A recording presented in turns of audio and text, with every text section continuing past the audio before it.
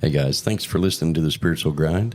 We hope you enjoy it, and don't forget to follow, hit the little bell for your notifications when the podcast is posted, and follow, and share with your friends. We hope you enjoy it. Leave a comment if there's any topics that you want us to speak about. Like, follow, share. Thank you very much, Dr. Jenny.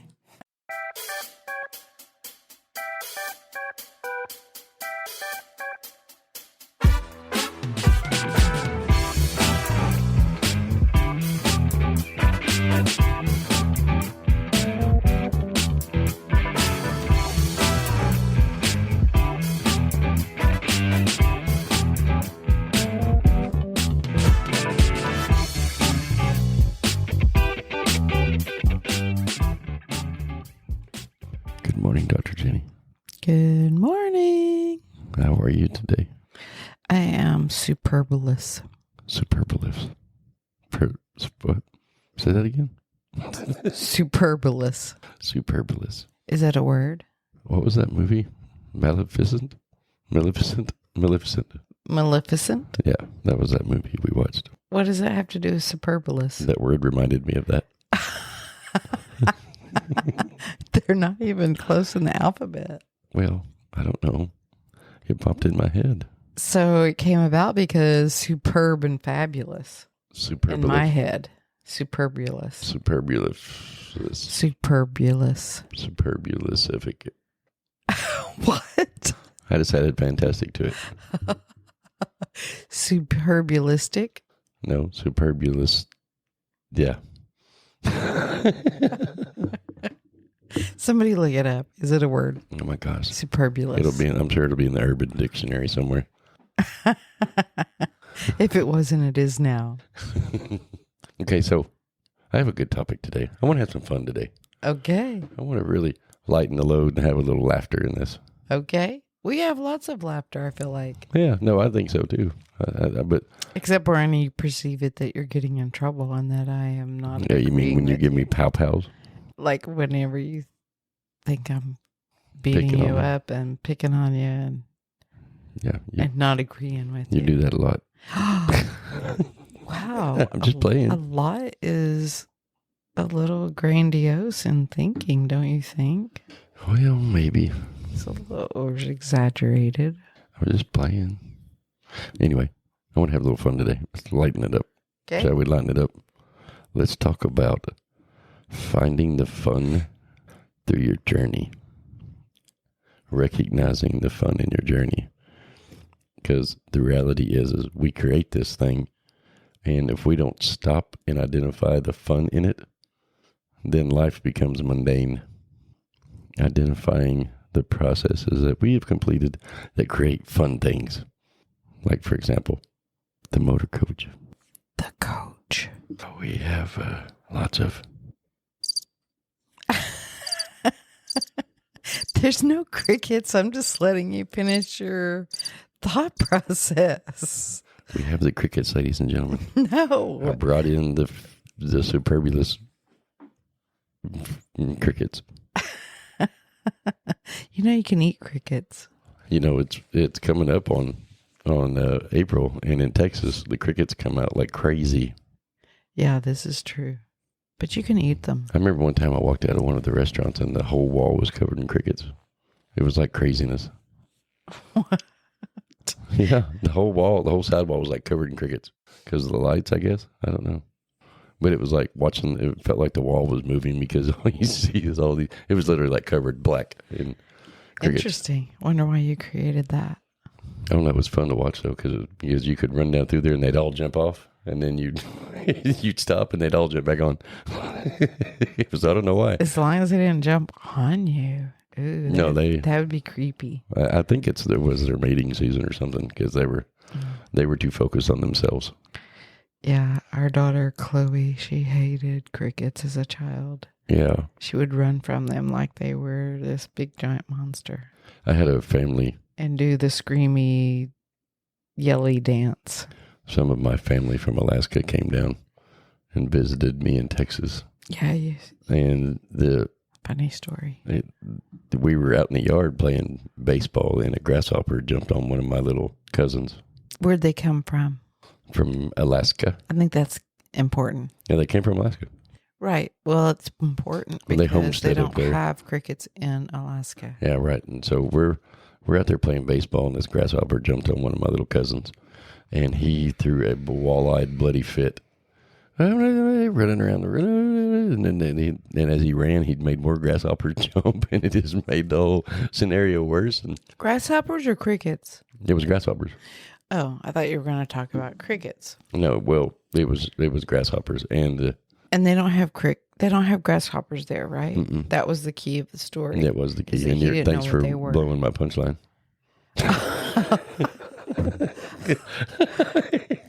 Oh, my bad. Okay, in case y'all didn't catch on yet, they're from Alaska and they'd never seen a grasshopper before, and so it scared him. But it was pretty funny. Well, push your little, clappy button or something so you feel better.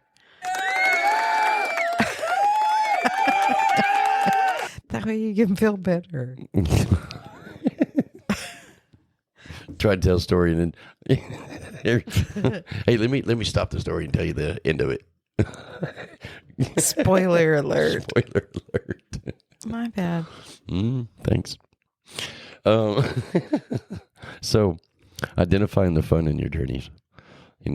Finding the everyday laughter. Was that kind of fun? It was fun, yeah. Well, I was just helping you identify that it was fun. Okay. You'll see what I got to deal with all the time.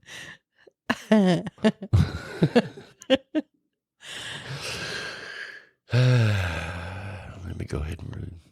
Okay, anyway, so identifying the fun in our journeys that we create. We create our journeys. If you don't identify the fun side and the positive side of things, then you don't have the contrast either way, because contrast is very important in our journeys, because we don't know what we don't want until we have what we want. We don't know what we do want until we don't have what we want. Right? I don't know what you just said, but here okay. We are again. One of these days, Dr. Jenny's going to join the podcast with us today. I mean, we're already 10 minutes in, and I've got nothing but. No. You got some stuff. I did? Somewhere. Yeah, I got my story punchline spoiled. God, where are you? Hello, paging Dr. Jenny. Paging Dr. Jenny. I'm right here. Dr. Jenny, please report to the podcast. Dr. Jenny, please report to the podcast. Thank you. I'm running late. No time to say hello, goodbye. I'm late. Yeah, no, you're exactly right. So, because to kind of dig around in it, you've worked with clients who don't have all of the emotions on the emotional ladder scale, and teaching them to identify all of the emotions so that they can experience them we talked about that a little bit on the last podcast, is very important. Yes. Another important component is correctly identifying fun and excitement. And if you're just going around the planet kind of in that robotic zombie state, and you're not fine-tuning your definition of what is fun, what is joy, what is excitement. I went through this a little bit. I say recently, it was probably about 6 or so weeks ago, probably a couple of months ago, of realizing that when I go to take a nap, that is very enjoyable to me. But I wasn't taking the time to really categorize that thing, which I do enjoy. I love going and laying down in the middle of the day and putting on my favorite little Disney or whatever, getting under my favorite newfound gray quilt and taking a nap. I love that. And I wasn't really giving it a category to live in, so to speak, but realizing it is. Sorry, she's so choppy because she's having an eyelash malfunction. I am. There's something in my eye that it's either an eyelash or a hair that crawled down in my eye. Well, I think the part we should talk about is you said it right. When you start identifying the emotions in your ladder that you don't have, that you haven't been using or utilizing all of your life, and your perception of your reality and the fun within your reality changes. Like I get texts at 3:00 in the morning from clients that says, "Oh my God, I just spent all night studying what we talked about, and how fun is that? How cool is this?" They get excited about it. And so their perception of what they used to view as fun changes because now they have a balance in their emotions. Right. And so they start identifying it differently. Like you taking a nap was, for society, thought was lazy. Well, yeah, I mean, I would say several years ago, I did identify stopping and taking a nap as I feel like I had to have this whole storyline justification to give myself my permission to stop and take a nap. Like I had to just be incredibly exhausted or sick or something. Yeah. To give myself permission. Finally, I worked through that part of it and got rid of the guilt of it and said, I'm going to go take a nap. But I didn't take it far enough to that place of saying, hey, this thing could be categorized as the next joyful thing to do. Yeah. Or the next exciting thing to do, even on a small scale. Because like we remind people, joy and excitement following that keeps you in that higher vibrational state. But it doesn't have to mean that it is so ostentatiously exciting that you want to do backflips. Yeah. It can be something tiny, small, that's even just a tiny little notch above what you're doing at the moment, is still categorized as the next joyful thing, I think is what I want to convey. Right. You kind of, your beliefs on it change over when you identify everything. Like I used to go, when I was the NCAA football official, I would go prior to the meeting with my whole crew, and I would go to the parking lot and take a nap in the parking lot. And I would lay down in the truck, put the air conditioners blowing on my face. It was nice. And one of my crew members, he was our back judge, but he would always come and pound on my window and say, "Come on, naps are for old people." And I'd be like, whatever, because I enjoyed it. It was my break time with it because I'd finished work and I was, in that time of just enjoying my moment of peace. Right. and having a good time with it. And as we identify those things and log them appropriately, and it is just better. It's just life gets better. You start logging things that are not perceived well by society or even by yourself. You was never perceived well, like just sitting, like I like just to sit in the morning, drink my coffee and watch aimless stupid videos on the internet just because I enjoy it. It's fun. I just sit there and do nothing. Yeah. I have nothing to think about other than what's on that video screen. Right. And that's defined as enjoyable to you. It is. It's very enjoyable. I enjoy lots of things and that I didn't used to enjoy. And when we identify them as fun. You've changed definitions of them? I've changed a lot of things, yeah. I used to log work as not fun. It was about being dominant.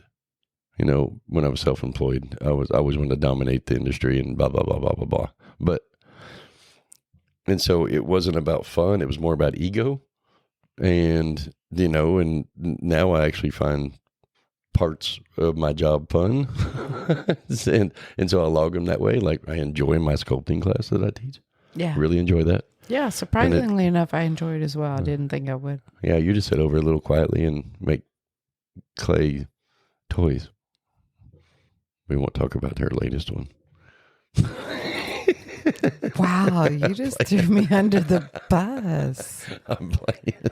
So, we're going to take a detour. You can't leave that out there and not go into detail. Oh, it was so in sculpting class, we are working with clay. And we're learning how to do a technique called takeaway, which is Subtraction. Subtraction. It's called subtraction sculpting. That's where you start with And a lump so and take away you to take make a something. big lump of clay that you've put around your little, it's called an aperture, which is like Armature. armature. You make an armature and you wrap the armature in clay. Armature is what supports the statue in the clay. Yeah. Okay. Anyway, I'm going to need you to be a little bit better pupil. Right. It's a good thing I'm not getting a grade for graduation. So I piled all this clay on very strategically, got it all smooth, and I ran out of time. So the teacher takes and puts it in a little box and holds it for us until next week. That would be me. So next week came, and I showed up to class with my clay-covered armature sitting in my desk, ready for me to begin to do the takeaway, so that, because we're doing a little man. So if you can envision, like I have this bulbous part for his head. Bulbous. Then I have this skinny part for his neck, and I made it a little broader for like his shoulders, and so on and so forth. And for his little jacket and his boots and his hips and all that is a little wider. So I walk into class, and this is laying on my desk, and it looks like a male sex organ.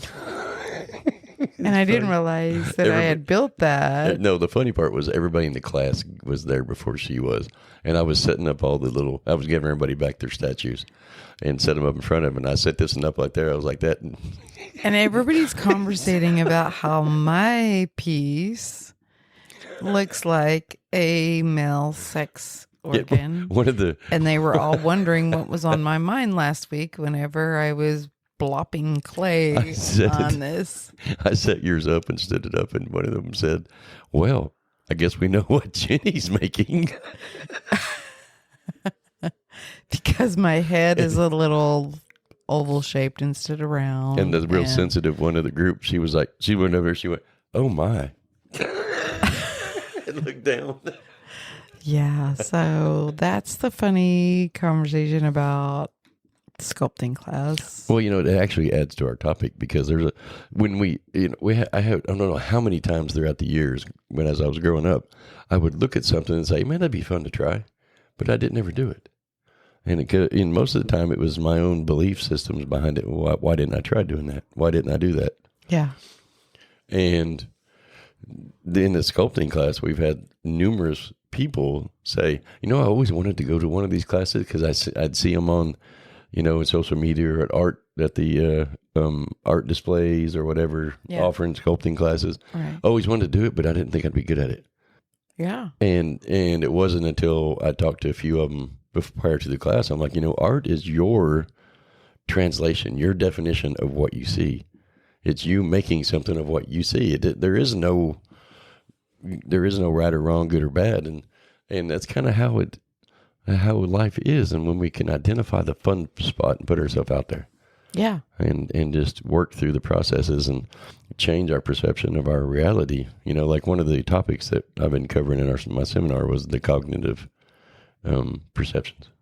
Yeah, I think it's very important to stop and say, is what I'm doing fun on some level? There's different levels of fun and enjoyment. Yeah, totally. And start making yourself aware of what it is you're doing, and can it be redefined or relogged as potential joy and excitement on some sort of scale. Because we know what I've always learned is that when I put myself out there and actually do the thing I thought was fun, I find out that it was fun. And I should have done it years ago. I regret not doing it years ago. Yeah. But even still, fine-tuning that. Yeah. Even to the place where I went was like the logging of a nap. Yeah. I enjoy that. And Yeah. that gets to live in that category because I do enjoy it. I just didn't give it that title. It represented, it was like a reward after I'd done all my chores, or it was a reward after I had worked a lot of long hours. Like Yeah. it was a reward.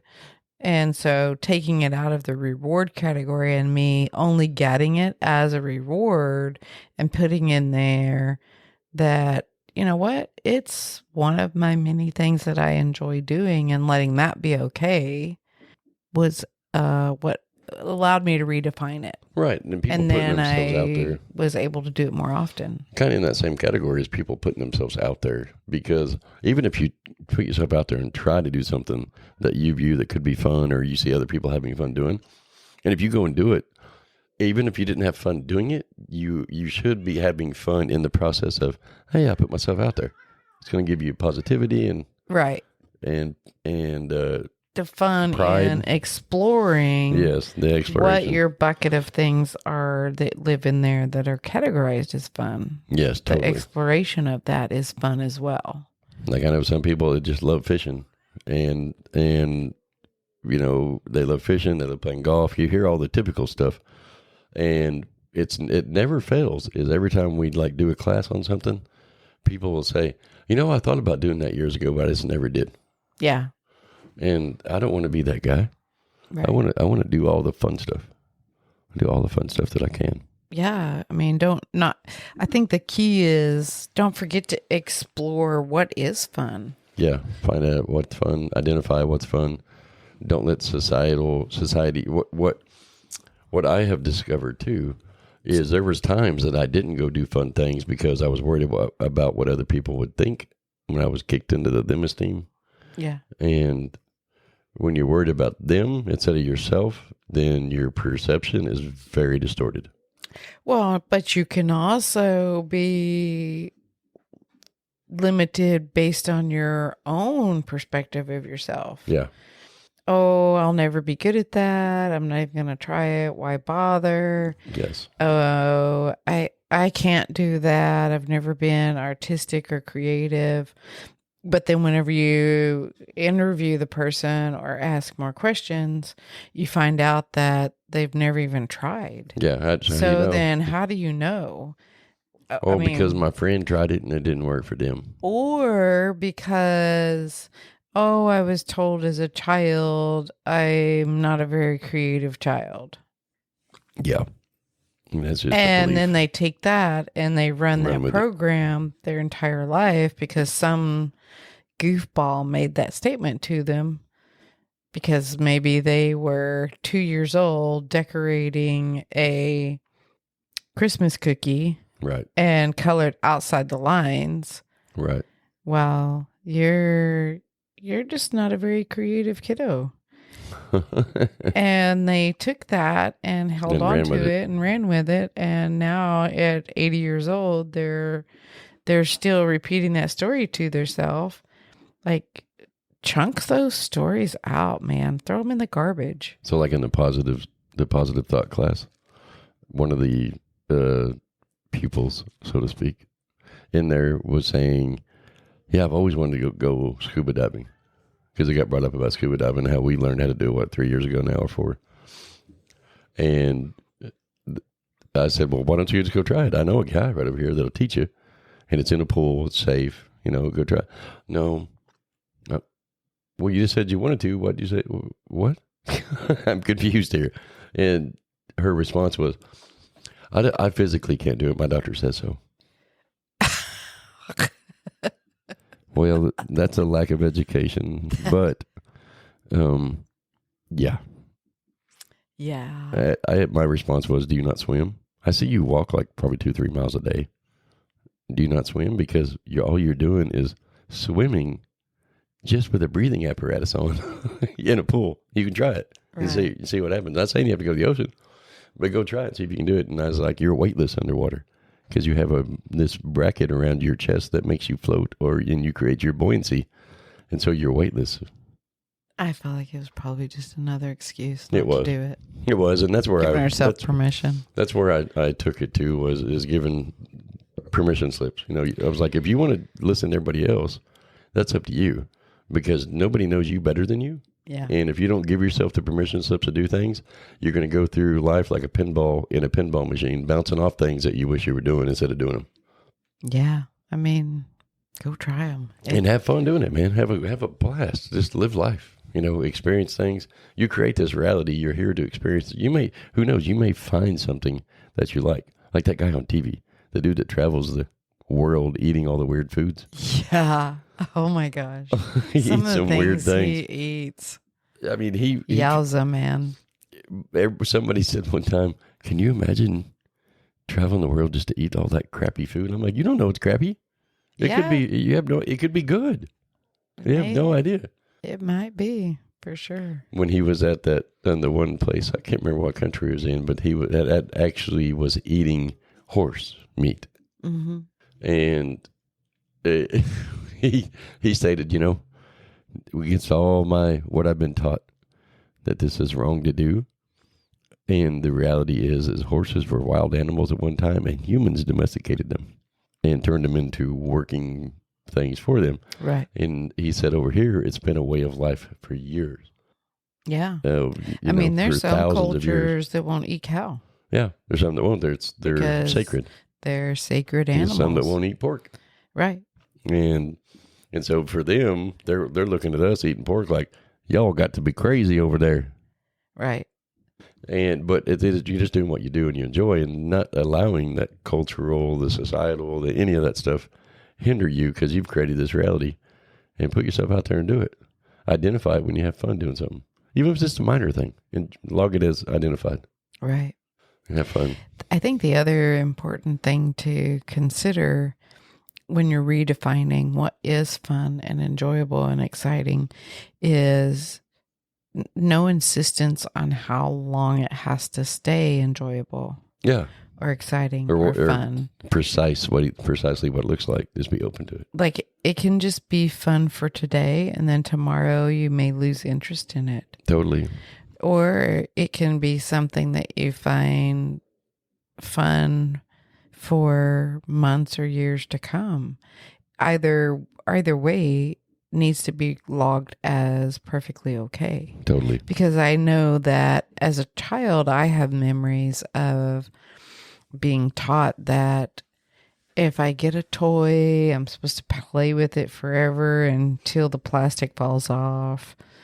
And if you're not playing with it, some other kid wants some derogatory thing gets made about it as a child.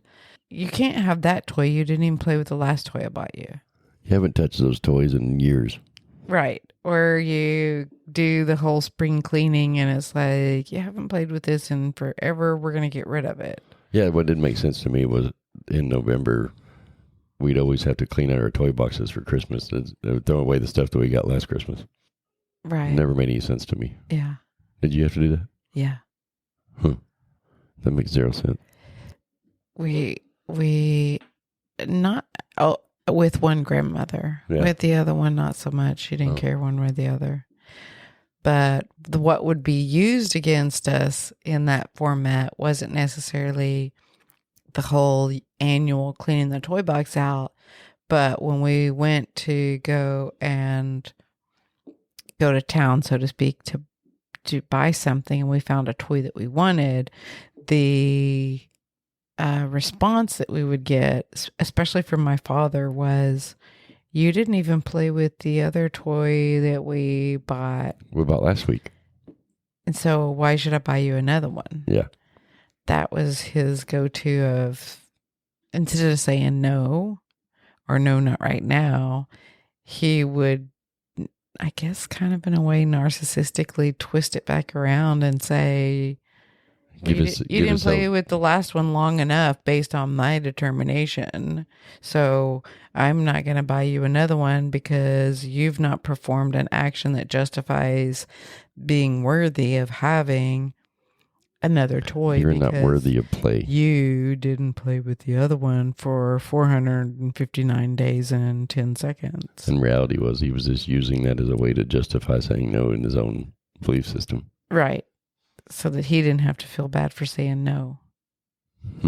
Makes you wonder, doesn't it? goes kind of deep. It does. Can definitely go deep. Yeah, Because you can then take that into your adult life, and you will run that same program of justification of being allowing yourself to make purchases if you have used them up, so I'm to not speak. going to buy new shoes because the ones I bought have been sitting in the closet for a year.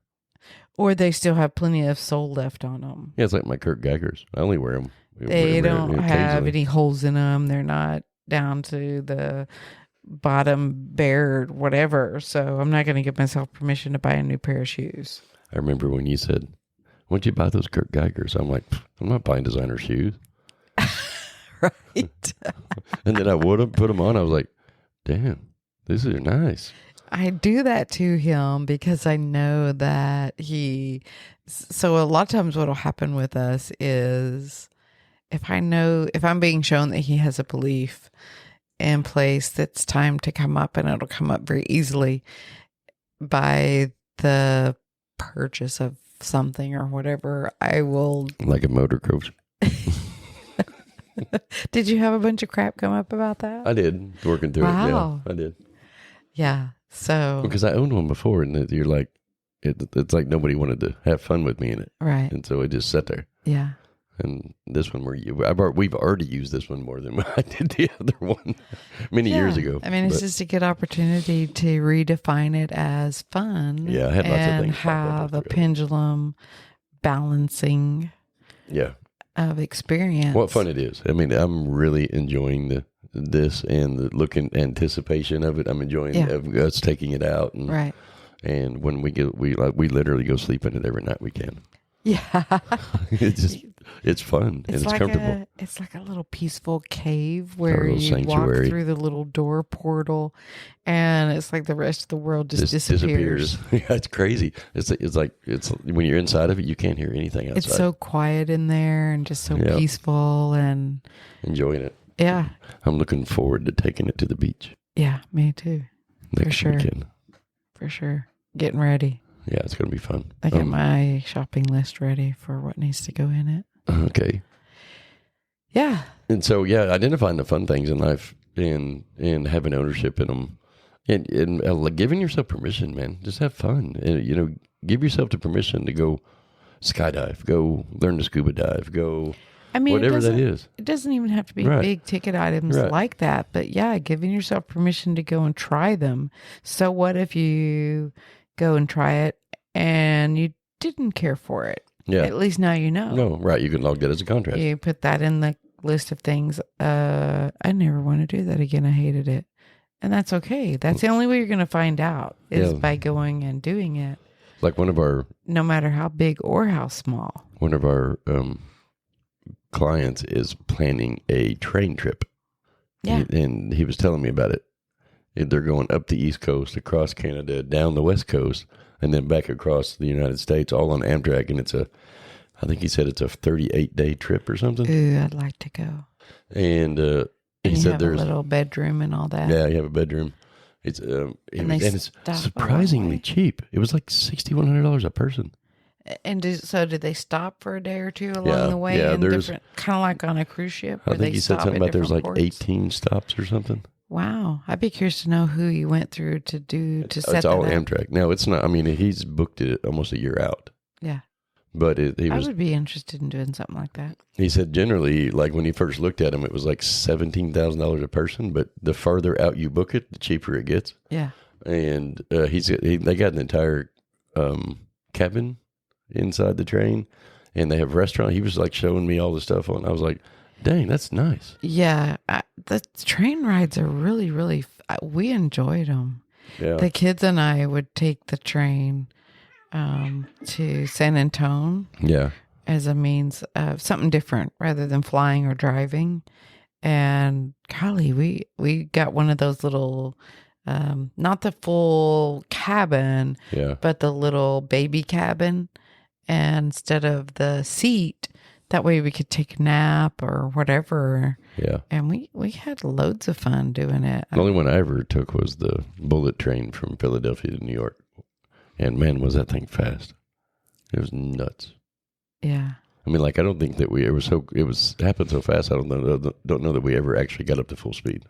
Did your face like It didn't feel that way. You would think it would sink back and no. They take off slow, and then they get to a certain point, and that's when they really lay it back. It's not like they, like a on the quarter-mile drag cartoon car where the everything where the G-force changes your face. Yeah, That's what I imagined in my head.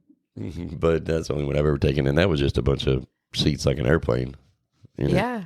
Well, maybe fast. I'll plan that because, I've been talking to you about doing the train thing for a while. I thought it was cool because they go all the way up to Niagara and then going across into Canada, and you're in Canada for, I think he said 8 days or something, or 9 days. And then you have 2 stops in Canada, or 3 stops in Canada. He said the whole trip's either 38 days or 58 days. I don't remember how long he said it was. Can we temporarily retire so we can do that and then come back? Maybe. If we get enough sponsors. Support the show, please. Crickets.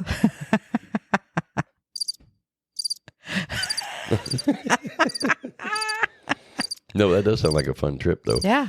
I don't know if I would want to do it that many days because I don't even know if I like trains. The first time, I don't think I'd want to. Well, I mean, I just want to be real about it. I mean, it sounds fun. I just You're want to sitting make sure here telling like people, it. go try something fun. And then you say, Well, I don't know if I want to do it that many days. I don't know.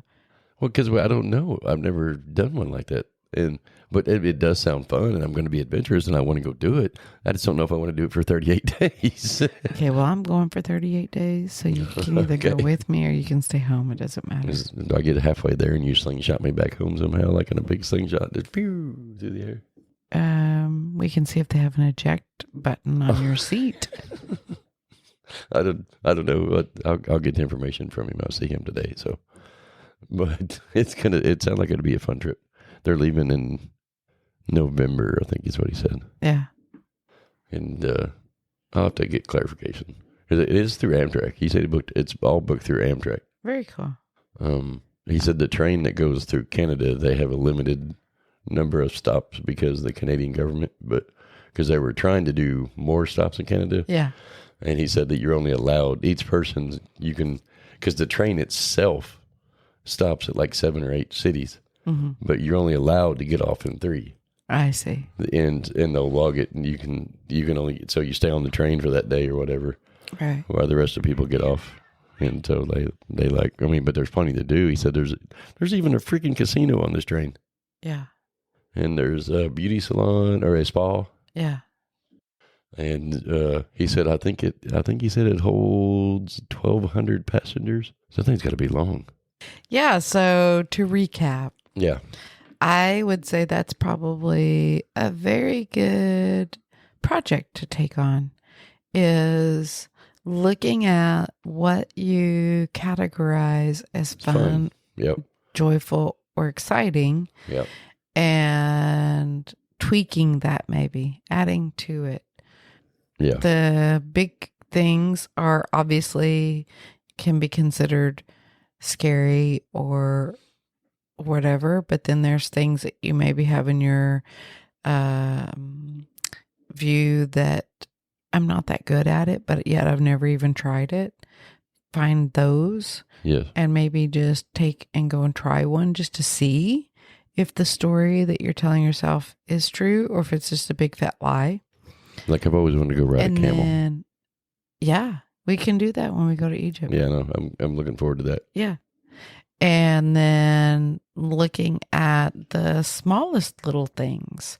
And is it time to upgrade those in a way that gets to live in the category of, I'm doing this because it's fun and joyful, not for any other reason. It's not a reward. It's not anything except I find enjoyment out of laying on the couch, eating potato chips, being a couch potato.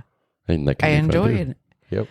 Especially if you've got it categorized currently as being lazy and you reward yourself with it after you've had a hard day at work or got all your chores done. Maybe it's time to upgrade and take that out of that category and put it in the, hey, you know what? I'm doing it just because I can, because it's fun or it's enjoyable. Yes. I like Homework. dip.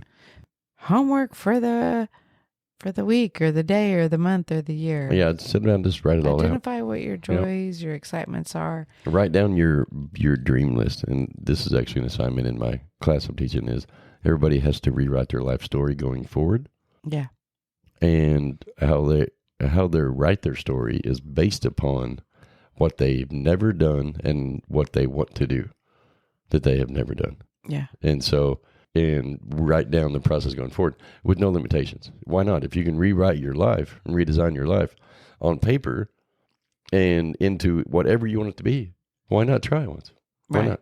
No inhibition, no limitations. Yep. No, there's no blocks, nothing in the way. Yeah, that doing that homework thing will actually bring about some profound self-learning too. Yep. Mm-hmm.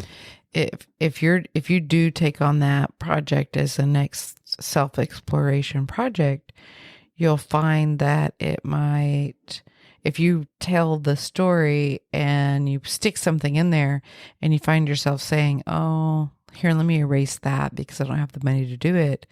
That should be a red flag right there, that you take another piece of paper and write down, oh, you know what? This belief or this program popped up. Let me go look at that when I'm done writing my story. Or, oh, I don't really deserve that, so let me take that out because I don't deserve it, it probably won't happen anyways. Right. Yep.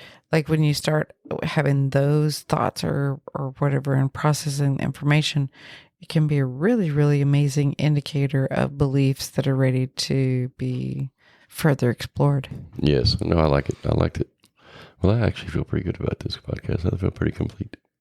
Okay. What do you think? Are you complete? I'm always complete. But are you complete with this podcast? Yeah, I'm good. Alrighty then.